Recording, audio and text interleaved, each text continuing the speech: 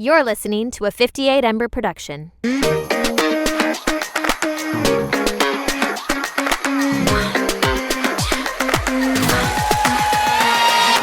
Hello, everyone. Welcome back to the Completely Fucking Clueless podcast. My name is Sarah Alice Liddy. And my name is Audrey Jean Flowers, and we both use she, her pronouns. That we do, you guys. I have to complain for a second. I really don't want to come on here and be so negative, but I just had the Uber ride from literal hell. Yeah, I feel like you have bad luck with Ubers, and I don't know why. Literal hell. It's probably because I take so many of them, so I just get so many experiences. Also, Ubers in New York, rough. I, within the first 10 minutes, this man had made 3 different wrong turns, and I was like, there was 2 different forms of GPSs right in front of him. I was like, we should just turn on, the signals. Like if something is going on here. And then we finally get into the city and my dumbass, I guess I never would check to see if there were street closures or stuff. It's not something I'd check. I think the closest I get is like I most times, like even when I know exactly where I'm going, double checked everything in a maps app to make sure that there's nothing funky happening with like the subway lines.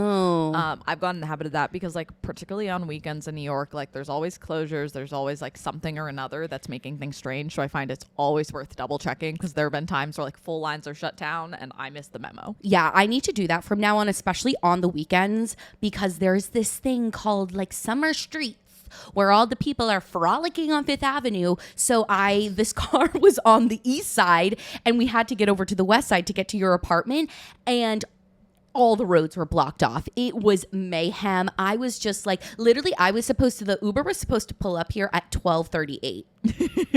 And it showed up at like 11:20. So it's 1:30 currently. Our initial plan was to record at 11:30.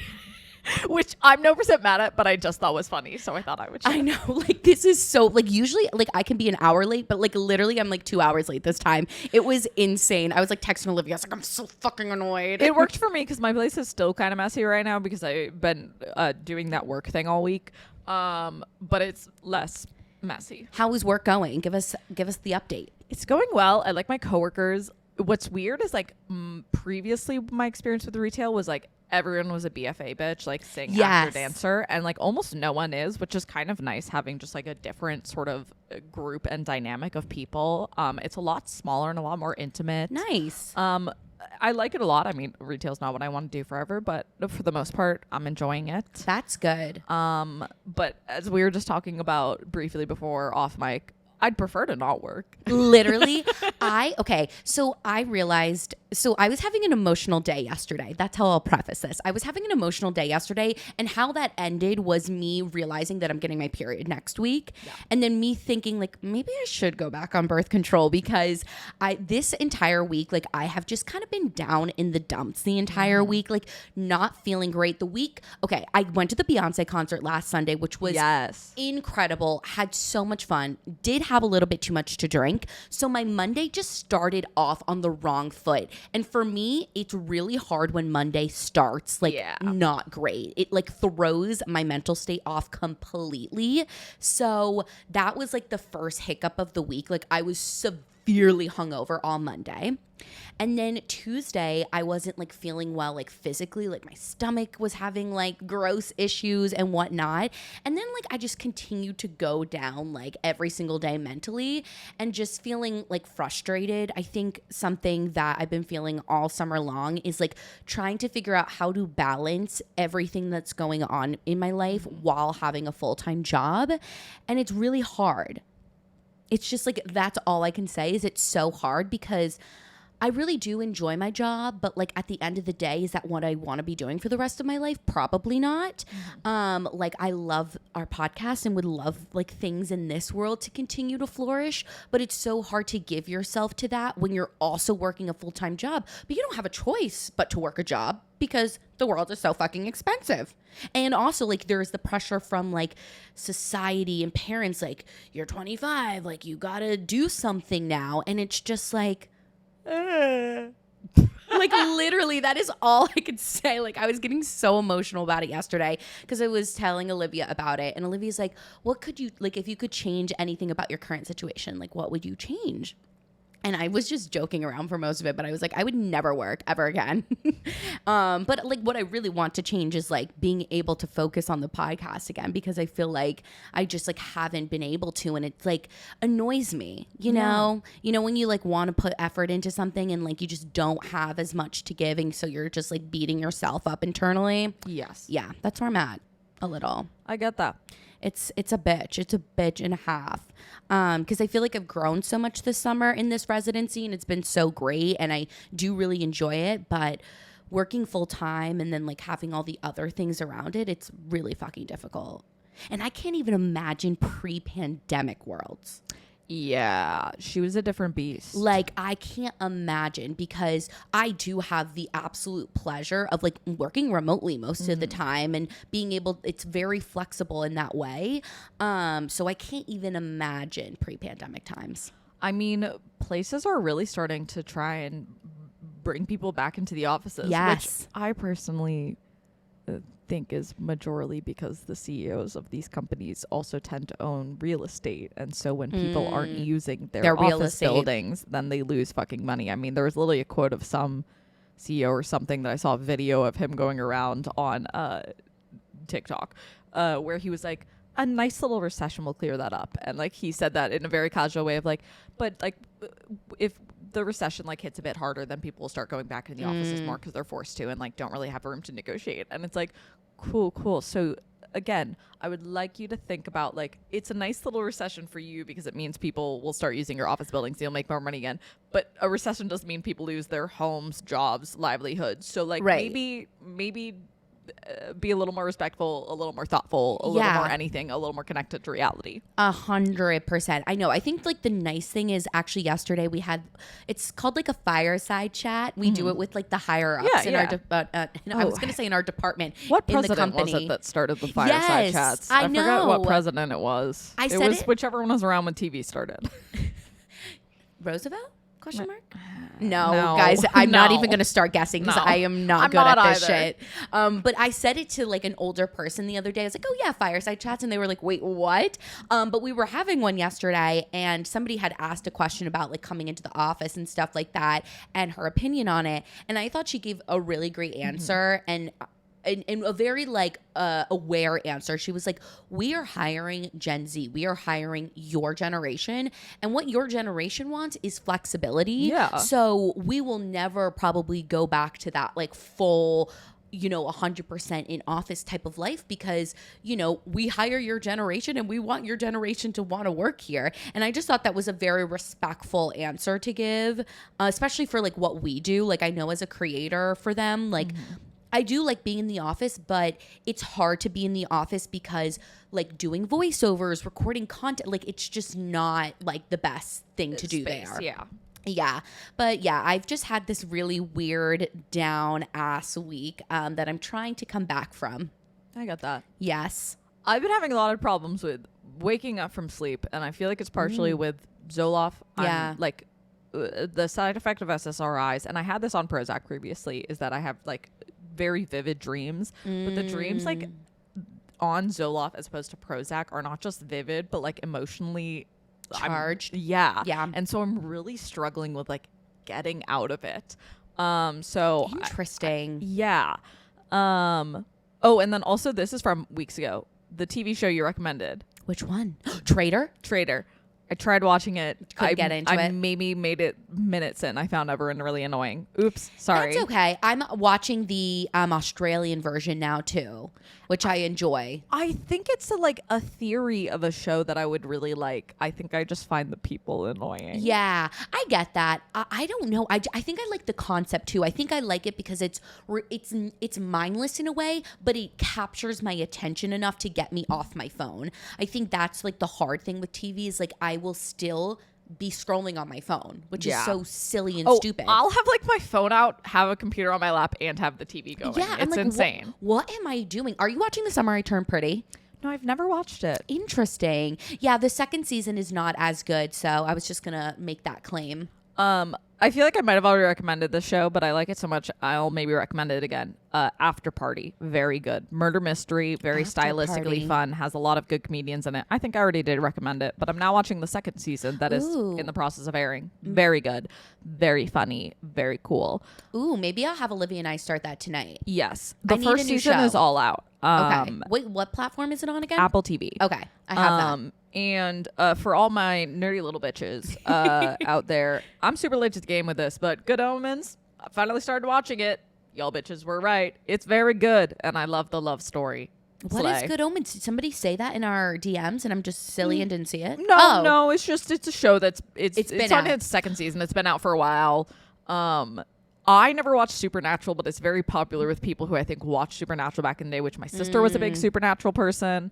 But I resisted watching it because I was just like, didn't feel like it. It's very good. I would recommend it highly. Are you on the side of TikTok where you can watch like full TV shows and movies? They come up a lot, and Oh I'm my going to be gosh. honest.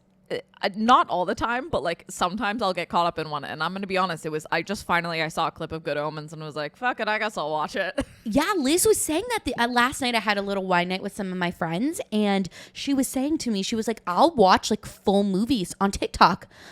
With the movies that come up, the only ones that I watch end up being like movies I already know. Yeah. Like the number of times that anytime like My Sister's Keeper comes up, I always end up watching part of it. I've never watched the full movie, but I know the plot of it. I always end up getting caught up in it. Interesting. But no, there's been a couple shows that I've ended up watching because of they've come up for me so many times that eventually I get suckered Right. in. And then I end up watching them for real. Yeah, I am not on that side of TikTok. I didn't know that existed. I don't really want to be on its side, but I can't seem to escape it. And for some reason, when they come up, I find myself watching them, even though they annoy me. Yeah. Wait, have you seen that TikTok of that little Nemo kid? Where's my dad? I'm all alone. Oh, yes. And so now I found his like actual TikTok and he's like posting like videos of him from the show actually doing it. It is so cute. And he posted his audition. It was adorable. He was like, my name's blah, blah, blah. I'm this height. And like, and then I was like, this is so cute. That is very cute. It's so cute. Oh, this is very off topic. Okay. So I've been on the dating apps, and I'm going to be honest, if you asked me completely, I'd say like 80% of it is probably for validation. Oops. But I randomly decided to go on Bumble the other day. Okay. And I've been randomly going on it every few days. I find it funny. So I always thought of like, it's like Tinder, Bumble, and Hinge on like sort of the spectrum of the biggest dating apps Yes. of what they're sort of for. Like Tinder's the most for hookups. Hinge is the most sort of legit. Yes. Bumble lives in the center. I'm surprised by how many people are fucking wild in on Bumble. The weird, I should have screenshotted it, but like the weird, like just like not even subtly like sexual innuendo, but like stuff that's like, I'm looking for a sub, which like is like there's no problem with that, but it's like, it's not what I think of that app being for. Yeah. Because like most of the people I come across, like it seems like more like dating geared Yes. profiles. And then every once in a while, we'll get one that's just wildly sexual, but they'll still have very normal photos is what always catches me off guard. So I'm like, normal profile. And then it's like, are you ready to get fucked? And it just like comes so hard out of nowhere that I'm like, never. And I'm like, and every time I just exit out of the app and I'm like, get away from me. I'm like imagining like a picture of like family with your dog and then just like last slide, I need a dom. Like yeah, like Dom looking for sub. And I'm like, oh my God. And they just they really catch me out of nowhere. That's interesting. That reminds me of that app that when we went to the Spotify dinner, I think it was Rayanne was talking about. She was like, it was like an app that like, it's like you're very straight up upfront about your sexual like preferences and things that you're into, which I think is interesting. But interesting update, and I hope he doesn't get mad at me for sharing this on the podcast. My brother has been seeing this girl from Hinge, and I've been very interested in just like hearing about the process, right? So he had talked to her for like 2 to 3 weeks and then asked her out on a first date. And I thought it was adorable. He came to me and was like, Sarah, like what cologne do you think I should get? And I was like, that is so cute. And like before his date, he went to Sephora and like bought a whole ass cologne because he wanted to smell good, which I thought was sweet. He brought her to the Bronx Zoo.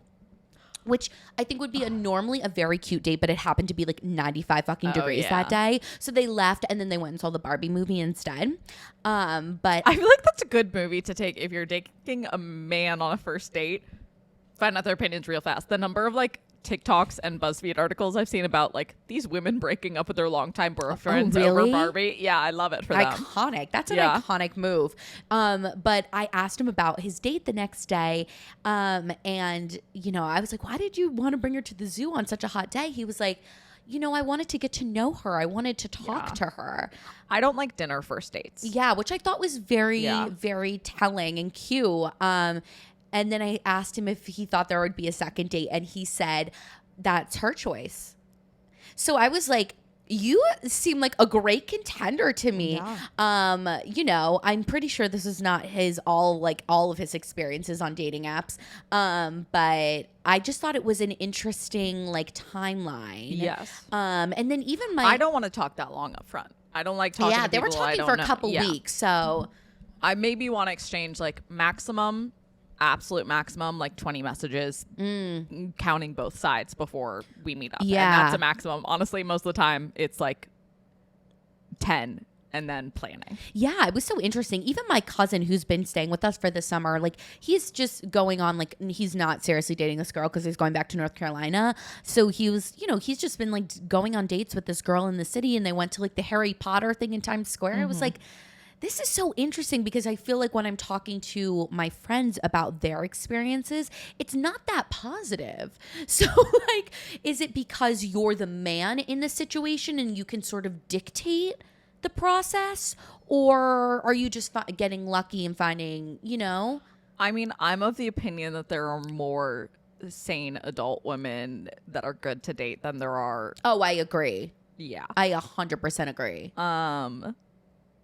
I don't know. It's so interesting to me. I think it's like a combination of like sometimes it's just good luck, but then also like I think also women just have more to fear on dates. Like like there's just like there is more like for a guy their worst fear is like they show up and she's ugly for the most part, and like my fear when I meet up with someone is like, hey, what if they murder me? Right. No, literally. That is so two very different points of view. That is so true. Because I feel like the hot second that I was on Hinge, you know, when people would be like, let's meet up, I'd be like, okay, but like, what if you're a serial killer? Like, how am I supposed to? Just roll in the fucking dice every time. Like, how am I supposed to vet that it's okay?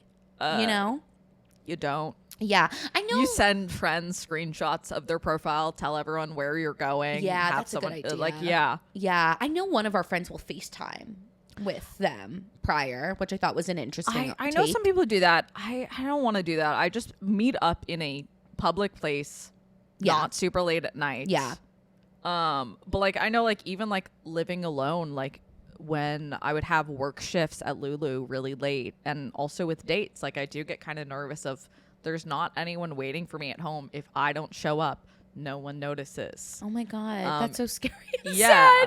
Oh gosh. Like that is, and I'm going to be honest, I think I took off the late shifts at Lulu because I mentioned to one of my managers, like, hey, I'm a woman living alone.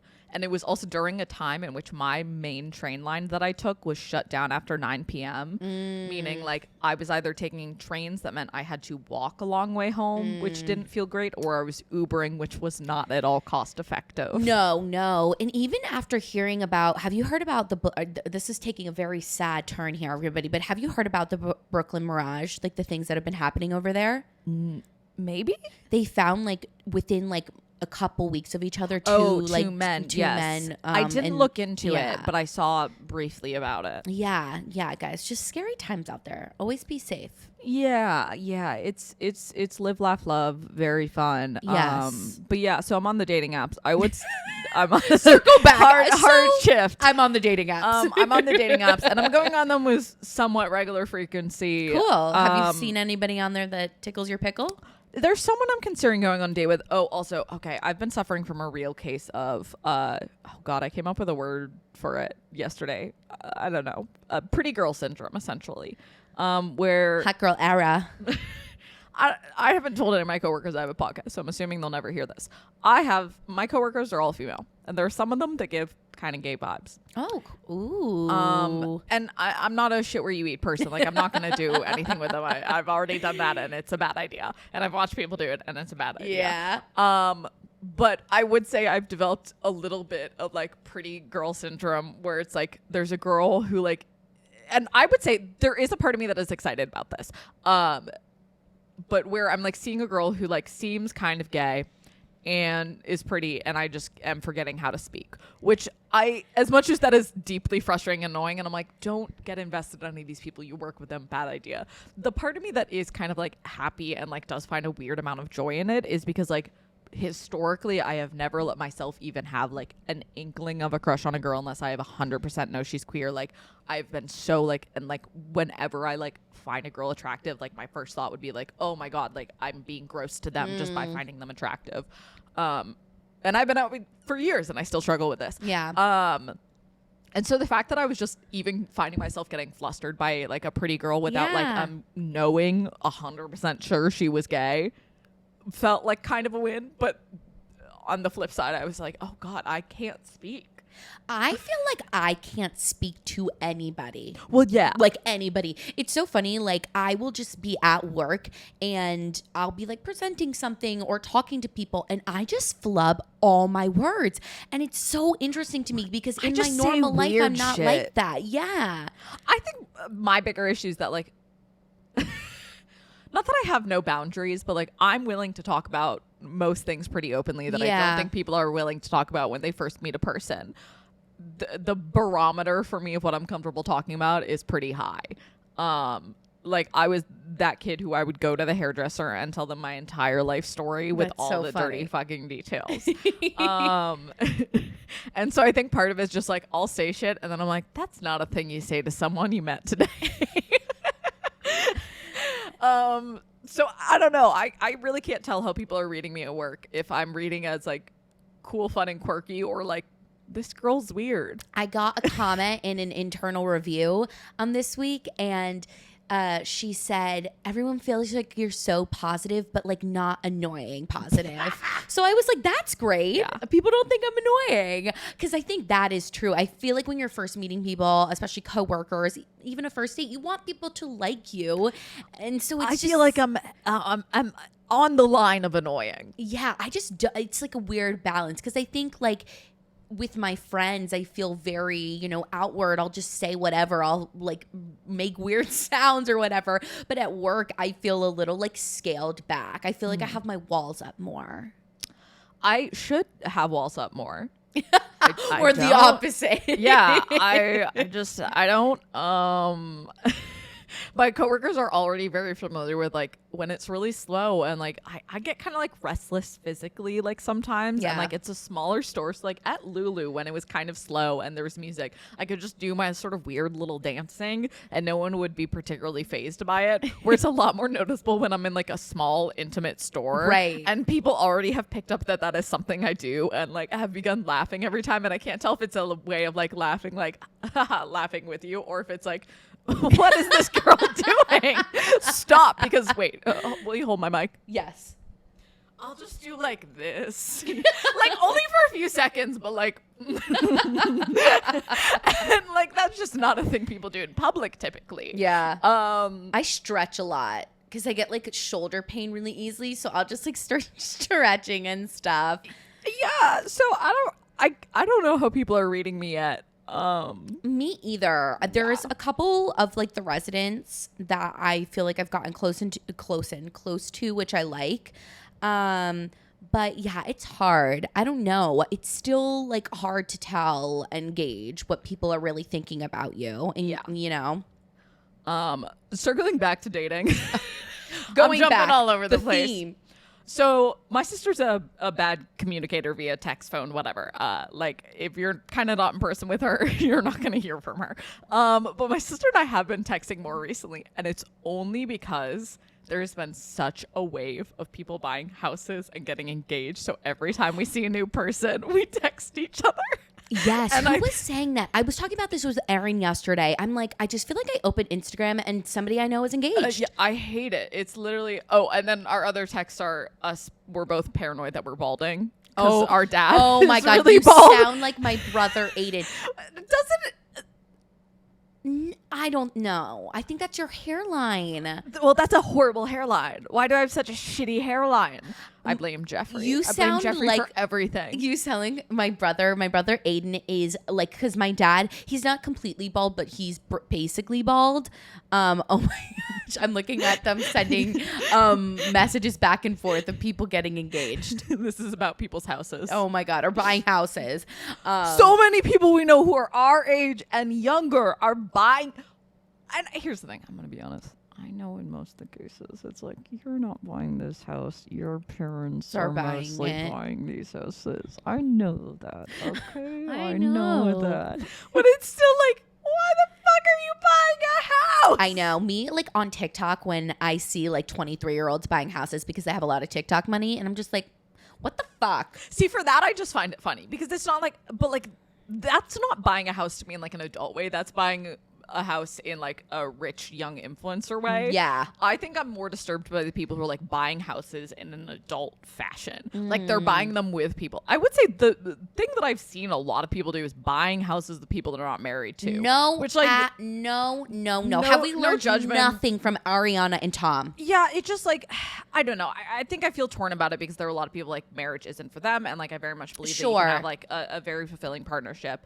I think I'd be less worried if I saw gay people doing it. I'm more worried by straight people doing it. It's the and I straights. can't explain that, but I don't know. I'm more concerned for them. Right. If like, let's say you didn't want to get married and you are in your like going on later 20s and you're like, this is the person I want to be with, Yeah. and you buy a house and it's a very intentional choice, go for it. I think But it's weird to me when like 24-year-olds who are not engaged buy houses together. right. Like that is a binding contract. Particularly because I'm like, I don't know if it's both your parents putting in for this or one more than the other, but like, Whose parents are buying them? How? Why? I know parents are helping with down payments. Oh, down payments. Yeah. Okay.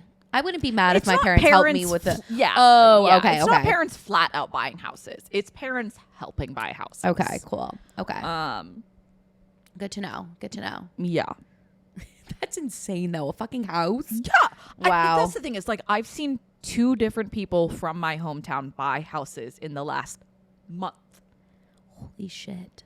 Yeah. And one of them, I honestly didn't look at where her house is. But the other one bought one in my hometown. Which What? Buying houses in my hometown are fucking expensive. Oh, they got to be getting help with that. No, we all know 100%. they Yeah. are. We all know they are. Adulting is just so interesting, and the paces in which people take adulting are so interesting to me.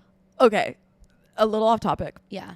I know we use it a lot, but I do kind of hate the word adulting. And I'm going to be honest, I think the reason why I hate people using the word adulting is because, do you remember when I dated that 27-year-old? Oops, here's hoping my mom wasn't listening to this. Sure. Yeah. It was like early college. Okay. Oh, yeah. He would always use adulting, and I was like, you can't use it. You're 27. You are an adult. You're an adult. You should stop. I'm almost and I an know, adult. Yeah, that's the thing. Like, I know we're getting close to that age, but I'm like, I feel like when I I'm 26, still- I'll be an adult. I think also because I'm like, you're 27. Tell me why you're dating a 19-year-old. That is disgusting. That's a no. That's a no. Because I'm like, I see people on dating apps that are even like 23, and I'm like, no. Like, I had a friend who was having a conversation with me recently where it was 2 women, and she even felt weird dating a 21-year-old, and she's also 24. Yeah, she just turned 24, and I'm like, yeah, no, I think that's normal. Like 21 to 24, like not an issue, but like she even checked in on about, and I'm just confused by like these adult, typically men, who are dating doing this. children, and it's like, no, this isn't a coincidence. You're doing this intentionally. Interesting. Ew, that's disgusting. Yeah, I just can't imagine dating a 21-year-old, like knowing like where you're at 21 versus where I'm at now. Like it is just such a different place. Teenager. Yeah, I'm just like you're a baby. Yeah, adult men dating children. Disgusting. Disgusting. We do not approve. And I'm gonna be honest. The older I get, the more I'm like, no, like. I used to very much think like in some cases like, oh, like it can kind of make sense. Like sometimes it just happens, whatever. No. No. No, you're No. an adult. You're choosing to date a teenager, and it's with purpose and it's with intention, and it's gross. Stop. Stop it. Stop it. So before we get into our little topic of the day, what is this with your Celsius kick? Or you just did you have a Celsius and now you're like No, hippie-eyed? I've been on a real Celsius kick. Here's the thing. They don't really affect me that much. I'm not convinced caffeine Okay. affects me. Sometimes I'll notice effects from caffeine. Yes. But like I've been having Celsiuses most mornings. Interesting. I get that. I feel like I can have so much caffeine within a day, like, and it's kind of scary. I'm like, is this like bad? So sometimes it kind of just makes me more focused, which I have a theory on. I was diagnosed with many things as a kid. Yeah, ADHD. One of the things was ADHD. They then took-sies backsies that diagnosis. Yeah. But I think my sister also has ADHD, and the fact that I was Yeah. diagnosed then undiagnosed makes me think maybe there's some Sus. truth to that. Yeah. And caffeine is a stimulant. ADHD meds are Stimulants. stimulants. Yeah. And I'm going to be honest, when I take caffeine, like it doesn't really make me feel awake or really anything, but sometimes I'm just a little more focused. Interesting. And I'm like, suspicious. Shush. Shush. Anyway. Anyways, we are going to talk about Clueless Clear-Ups today. Is that what we're calling it? Yes, I'd like to claim credit. I Yes, came up with that. Audrey came up with the name, came up with the idea. I was in La La Boo Boo land this entire week, so I could not think of anything to talk about. But it's a great idea. It's actually something that I like came up with a while ago that was like a little, basically it's a kind of a bit that I want to incorporate sort of to our with our Another Clueless segment? moments. Yeah, a little segment moment. But we didn't know what to talk about this week, so we decided to talk about that. Yeah. ha ha ha. But basically, it's just like things that we feel that should be like Taught to youths. taught to people that should be cleared up before you're entering into adulthood. Yes. Or like things that we have been clueless on and Yes. we're not anymore. Yes, which I actually want to open with that because I had this revelation yesterday when I was talking with one of my friends so I am nearing the end of my residency, which is scary, spooky scary. Spooky, scary Skeletons and shivers down my spine. The kids I used to babysit loved that song. I remember that. They loved it. Okay, anyways, so this residency is coming to an end soon, and you are either going to get a job or not after this. It's almost like an audition, like a long form audition. And so some of the people who I'm working with, a lot of them have just graduated college, and a lot of those people, I was about to call them children, but they're not children. They're only 2 years younger than me. A lot of them are getting really nervous and anxious about it. And I understand it is a nervous and anxious thing. However, I feel like now being like 2.5 years post-grad and going through my different trials and errors with jobs, as much as I would like this job, I'd like a full-time job. It'd be nice to like take a breath for a hot second and just feel like I have a job. I feel like I did such a great job this summer that I'm like, if they don't hire me, They're fucking it lost. is their loss because I know I did a great fucking job. And, a lot of things can go into hiring. And I know that like it will be disappointing, but I know I did a great job. And I just feel like even though we're only 2 years apart, I do think that when you're just graduating college, there is this immense amount of pressure. And I'm sure, we didn't really maybe experience it because like in the corporate sense, because I don't think that was on our brain. We also like graduating still very much in the pandemic. Sure. Like, everything was just so fucked that I think we both experienced more pressure and less. Yes. Because like there was kind of nothing you could do. So Right. people would kind of give you slack, but also there was nothing you could do, which was incredibly stressful. Right. And so I just feel like so many of them are coming out of this and they're like, I need a job. Like, I need a job. Like, my friends have a job. Or like, I have another friend that's sort of in a residency type job. And, this job is nice. They literally pay them for like 5 months to find a job. Isn't that insane? So I know. This is the PAGE program. They have a period of their like program where they are paid to find a job out of this. amazing. I know. And she was talking about it and she was like, they're comparing themselves. They're freaking out because some people have jobs or not. And they're like, I need a job. I need a job. And I think what I would say that I've learned and look back on that like clueless time in my life where I was just like, I need a job. Like, I need a job. Like, if you've just graduated, take a deep breath. You graduated literally 2 months ago, and I know it feels like the weight of the world is on your shoulders to find a job, to move out, to get income, like whatever. But all of those things will happen in due time, whether it's a year or several years from now. You will be able to figure it out. And if you don't get that big job, or you don't get your first corporate job from the first residency or interview you do, it is okay. I know it is disappointing, but it is okay. I also wish, like, as much as like my brain's still not done cooking either, I wish, and I don't know how to say this in the way, demeaning's not the right word. I don't know how to say this in the way that isn't like a little bit like, I don't want it to sound talking down. Your brain is really not done cooking.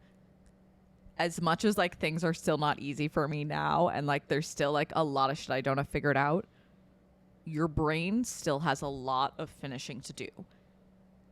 Just a couple years of time, everything is going to be easier to manage. Everything feels so huge and all-consuming now. And that is like completely accurate and honest, and like that feeling like is very real, and I remember it. Time helps. Yes. It does get better. Your brain isn't done. It's never done these things before, and it doesn't know how to.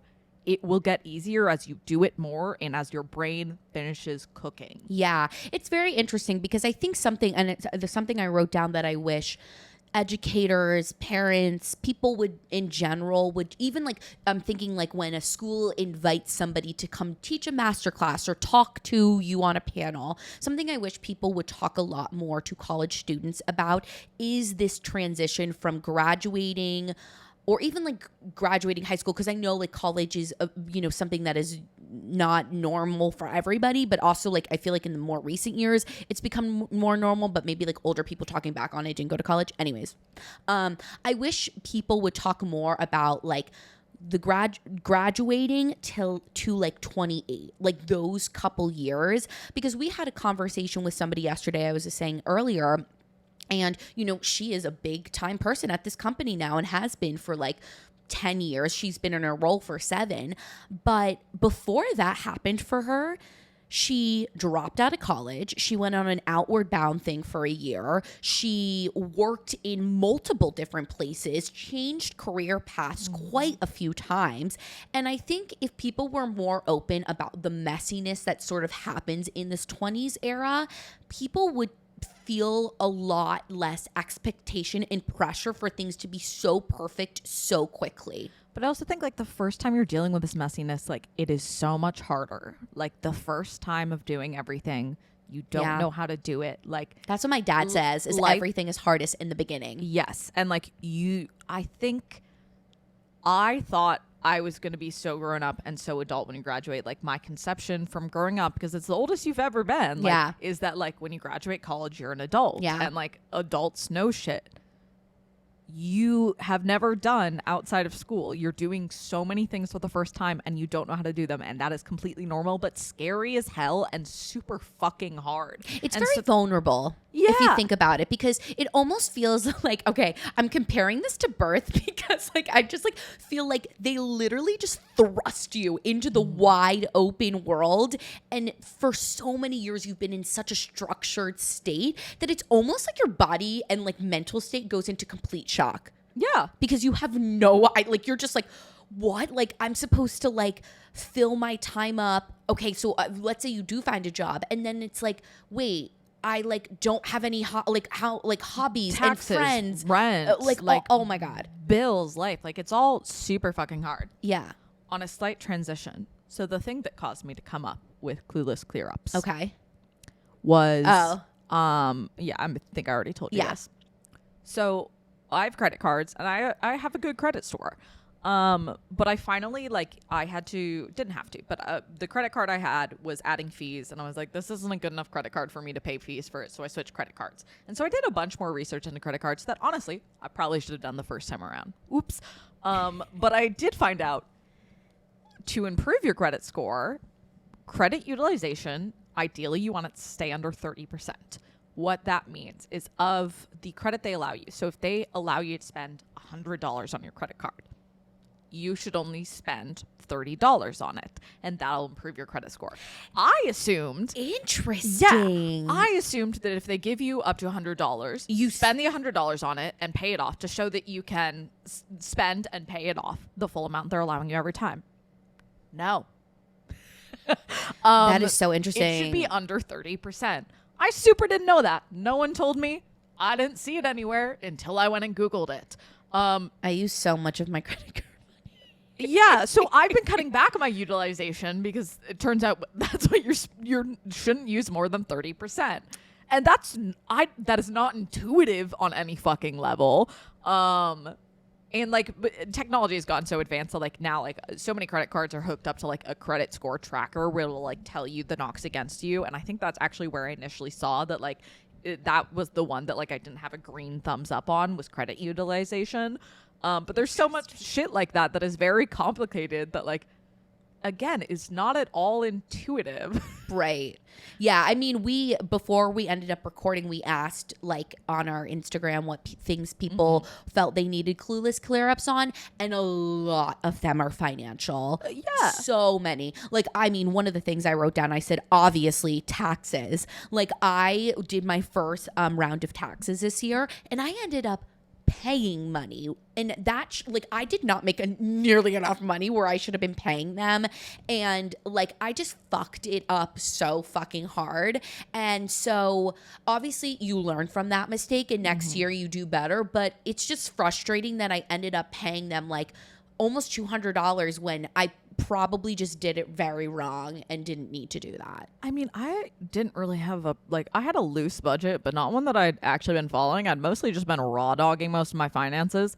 Not a good decision. Yeah, I'm bad with finances. I'm not even gonna lie. No one really taught budgeting. And like, I do think that like older generations, like I'm sure they would also kind of say like, well, we weren't taught that, we had to learn ourselves. But it has gotten so much more complicated, not just within our lifetime, but like the past couple of like credit cards are very dangerous. Like I would say the one financial thing that my mom did teach me from very young is don't just pay off your minimums, pay off the full thing every month, because that shit is dangerous. And it is meant to be. It is designed to get people into debt so companies can make money from it. Yeah. But the world has gotten so much more complicated in ways that it is so much easier to fuck up. Like it is so much more dangerous, and not knowing how to do these things has so much larger consequences than it did a couple generations ago. Yeah. You know, you talking about this just brings up a very like interesting point in my mind. Like, you know, college was an amazing 4 years. I grew a lot. We learned a lot. However, I think something that college could implement that would be worth a lot of the money that you're paying to be at that institution are courses where you are learning to actually quote unquote adult. Like, let's talk about financial literacy and like personal finance class. My God. I think that is so much more important to be a part of like requirements of freshmen than honestly a science class. I didn't need a fucking science class. That was not important. Like, why I've not fucking used that. Right. Like, why are you having me take a statistic class that is open book, so I'm not even learning anything? So if you replace that with a financial literacy class or personal financing or a budgeting class, like, think about, like, even if that was open book, but think about, like, what you would actually be doing with replacing that. That is a life skill, you know? Or like even in high school, like there used to be like my dad took woodworking, and like my like family members told me about them taking like home economics and whatnot. Girl doesn't know how to cook. And like a lot of that shit was shit you were taught at points and you're not anymore. And then adults are like, why don't you know how to do that? And it's like, well, because no one taught me. And I mean, what is really magical is there is so many resources on the internet. Sure. And like, I saw Brittany Broski. There's a quote from her of being like, I learned how to be a functioning adult from YouTube. Like, there is so much shit that we're not taught, and it is all accessible on the internet. But the internet is also fucking endless. Like, it is impossible to like learn everything and find everything out yourself. Like, I wish that these conversations and like this stuff had been more talked about and more taught. And I think some people, like what people are taught by their parents can super range. Like, Yes, it varies. this is kind of going off on its own thing, but like as states sort of debate like sex education within the classroom, like a lot of people are like, it should be up to parents what they're taught. And it's like, well, a lot of parents don't teach anything. I never had any sort of sex ed. Like, had it just been like decided by the state that parents were going to do it, I would have fucking learned nothing ever. And that's very dangerous. Like, these things should be taught in a standardized fashion to some degree. And like, whether it be sex education or financial literacy, like that stuff should be mandatory because it's deeply important to know. Because look, I think it's great. We get educations, we learn things. It's beautiful. But I also feel like you're paying so much fucking money to go to college, and while you do learn a lot about the career field you're going into, you are not being prepared for life, for what happens after those 4 years. Particularly as the world is getting increasingly more complicated. Yes. And like, I'm going to be honest, I'm terrified for like not terrified. There's many pros and cons to the world, but like, it's going to be even harder for the next generation of like, like how much we grew up on media and with everything being documented. Like, the next generation is going to be even further. Yeah. Like, and like, as our generation gets older, like there's going to be issues of like videos of people who are up for Supreme Court nominations of like, not just, I mean, the Supreme Court's a bad example. They're a fucking mess and they clearly don't give a shit about any ethics, as proved with so many of their people. But like, where there's going to be videos of like all of us from high school doing dumb shit and illegal shit. And that's going to get increasingly more complicated. Yeah. Yeah. It'll be interesting to, see what happens as we continue to grow older. Because as amazing as social media can be for a number of reasons, it can also be equally very terrible for a number of reasons. So, yeah, I mean, all this to say, like, I think there's just a lot that you don't really learn, and then you're pushed out into this wide open world, and it can be very jarring. And there's often consequences to not knowing these things. Yeah, I think a lot of people get very depressed. Like, I do. I think a lot of post-graders go through these weirdly down depressive moments because it's this really, it is a sad time. You're lost and confused and you don't know where to go. And, as the years go by, I feel like the lostness does get a little bit better, but there's only other things, things pile on. Like, I feel like right now my biggest challenge is like, I want to be pursuing some like dreams that I have with this podcast, with my own creation, but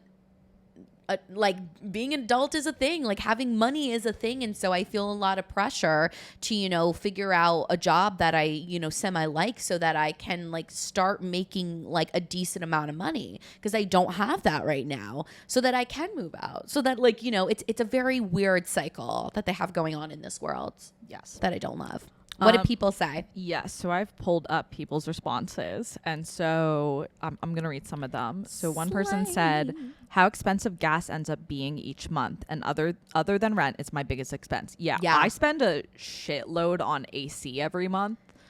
Your AC is like gas. Yeah. Yeah. It's so expensive. Especially in the NYC summer months when it's just like, you cannot not have that thing going. Yeah. I have to account for like an extra probably $80 worth in my like utilities fees during the summer. Yeah, and that's partially because like I like to keep it cold, and particularly as like in the last few months, like there's been a lot of time where I'm in my apartment. But yeah. Yeah.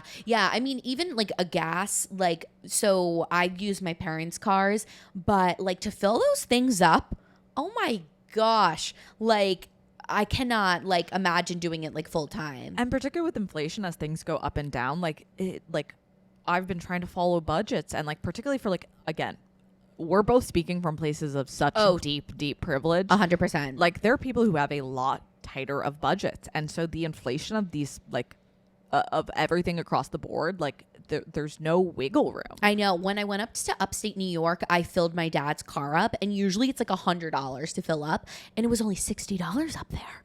I was like, damn, it's so cheap. Next is taxes, insurance, filing for unemployment, and renting an apartment. Yeah, particularly in the city, like renting it is so complicated of like my parents were my guarantors, and then they needed guarantors my first year here. Wow, interesting. Because there's like 3 states that are really friendly to the renter, and Massachusetts is one of them. And so like my parents bought a house somewhat recently, the past couple of years, and they were like, renting you a studio apartment in NYC was more complicated than buying our full ass, very expensive house. Yeah. Well, very expensive relative to my apartment. I cannot, like, as much as I look forward to moving out one day, I am nowhere near looking forward to moving, like, to the city and going through that process. Actually, like, fun fact about my intimate life.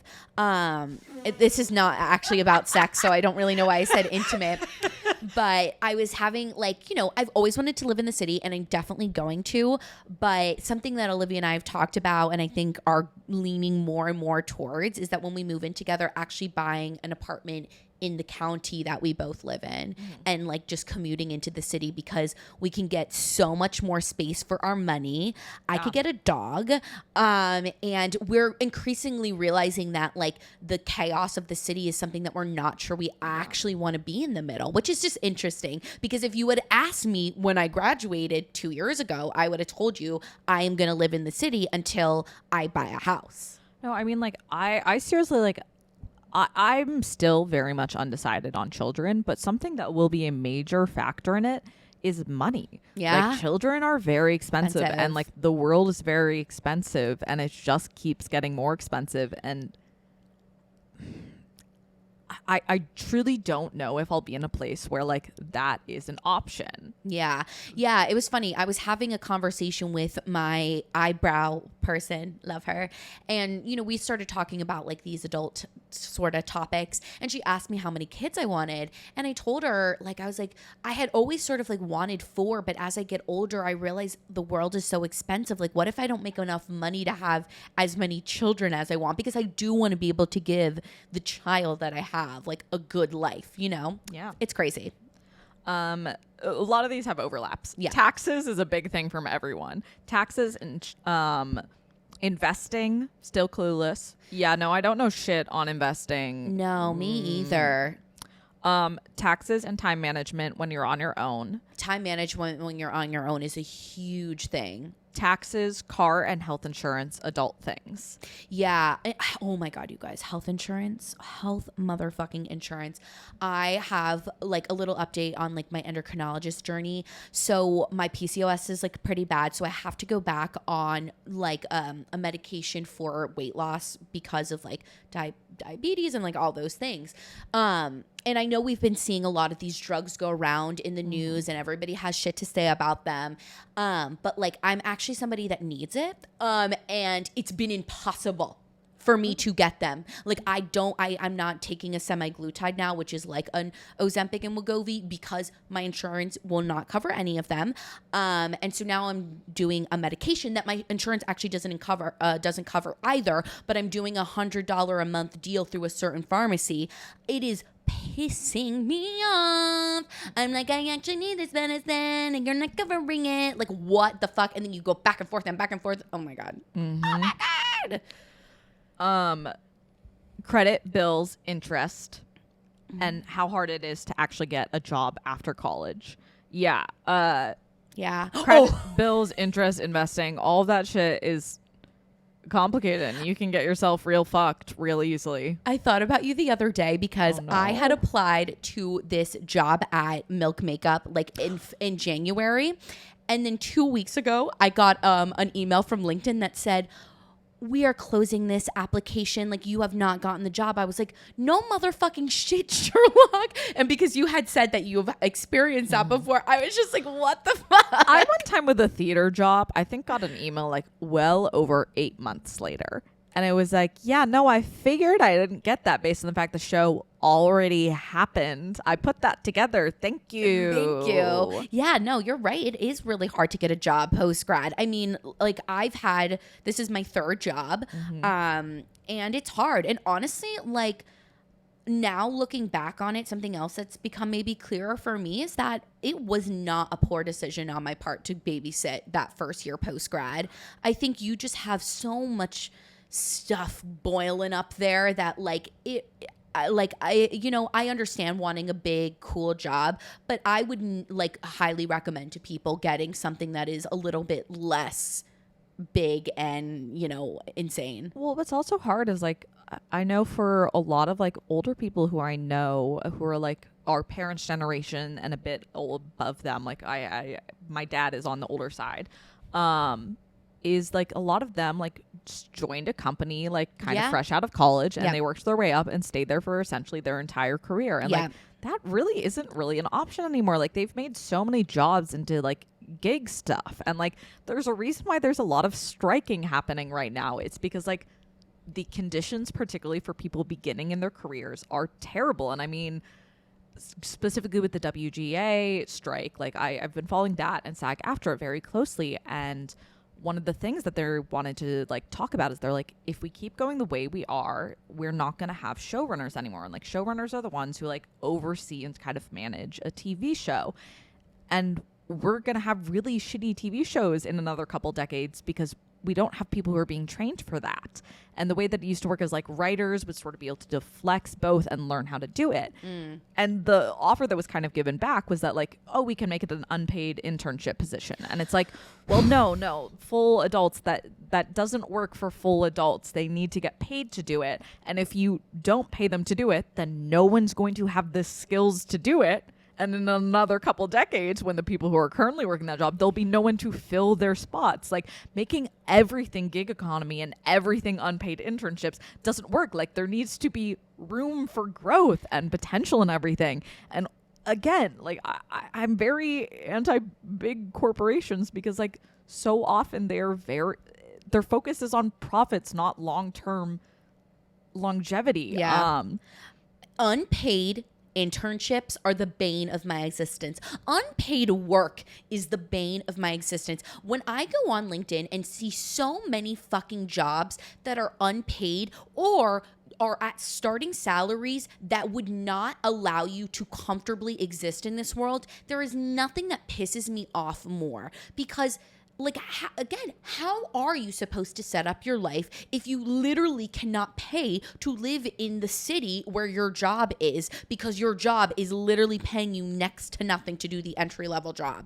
It's insane. The older I've gotten, the more like just like greed is so rampant, particularly, and like the degree between like the mega wealthy and everyone else just keeps growing, and it's just like it's horrifying to watch. And God, I wish that I could remember the full comparison, but what feels really frustrating is I was thinking about, someone had talked about how like our generation has already like seen so many crazy things. Yeah. And how like, well, yeah, but like a couple generations ago, like they lived through like World War I and World War II and like the Cold War and whatnot. And the kind of comparison that I sort of came up with, and this was kind of in reference to global warming. We've gotten way off topic into lots of different topics. But what it kind of feels like being a young person right now is like people like World War II, Cold Era, they were really afraid of like nuclear war happening. And like that could be arguable that that's scarier than what's happening right now. I'm doing a very bad job of explaining this. Stick with me. But kind of the comparison that it feels like is like, well, it feels like that there is a nuclear warhead that has been set off, and we know it's going to hit in several decades. And older generations are like, no, that's not a problem. Why are you stressing out about that? Oh, God, I'm doing a very bad job of explaining this. I swear that I was very succinct with it when I came up with it a couple nights ago. What feels really frustrating about being a young person and being very aware of this is that people are straight up just denying that it isn't existing. And it's like, imagine if it was like an actual nuclear warhead that like it wasn't going to hit soon, but it's going to hit in a couple decades, and people are just like, no, that doesn't exist. Like, no, that's wrong. No, whatever. I see what you're saying now. Yes. And it's like, I think if we compared it to that, and it's like, we do know that that's what's happening, and people choosing to ignore it and choose profits over it. It's just, I've gotten wildly off topic. I don't know if anything I've said in the last several minutes made any sense. Anyways, yeah. I mean, if you've just graduated, this is our love letter to you, to just say, take a deep breath for a hot second. And, you know, we're all still figuring everything out every day, and you're doing your best. And that is truly all that matters. You're making it to the next day. I hope you enjoyed my rant. Sorry. No, it was a good rant. I saw what you were getting at. Yes, I did. I Like, did that's see it. what it feels like. Yes, it feels like they are saying that like a big catastrophe is going to happen in a couple And years. they're just like, no. And there's, yes, I understand exactly what And it's you're like, saying. we could stop it. And they're like, no. And it's like, It's no, like- but we could stop it. It's going to kill us all. Nah. Yeah, this world is a very interesting place, and you will find out how to get yourself enmeshed in it. But yeah, this is a good idea. We should do this again. I'm going to Yes. be actively thinking about stuff. Yes. Because I feel like, or even I want to go back to listen to old episodes and kind of think about my clueless moments and see if any of those deeper ones have been shifted. I've always had an idea of listening back to our episodes and like doing one of those sort of like episodes where you look back and reflect. I hate listening to old episodes. Oh, I kind of like it sometimes. I don't know. No. Anyways, we love you guys so much. If you like today's episode, don't forget to go follow us on Instagram at Completely Fucking Clueless. And on TikTok and Instagram at completely FCKING clueless. That's right? TikTok and YouTube. YouTube? What did I say? Instagram Why do I do that every time? TikTok and YouTube. at Completely FCK ING Clueless. Do not forget to rate, Review. subscribe. Message me your anti-capitalism manifesto. Exactly. And we will see you guys next week. You're going to get a little bit more of us in the coming weeks because we still need to figure out some guest pitches. We've been busy. Yeah. Honestly, you guys, we've been busy. You know, it's been a summer, but we're going to try and get back on track. And yeah, so that is that. Have an amazing Tuesday. Have an amazing week. And do not forget to be motherfucking clueless. This has been a 58 Ember production. For more shows, please visit the 58 Ember channel, 58ember.com, or find us at 58 Ember Media on socials.